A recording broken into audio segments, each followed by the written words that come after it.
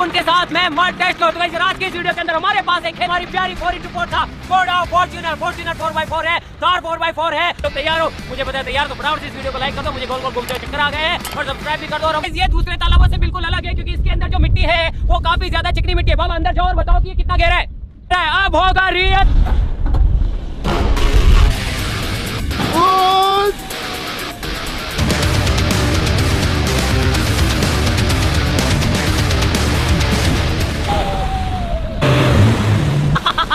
तो गाइस ये होता है रियल टेस्ट। आप बिल्कुल रियल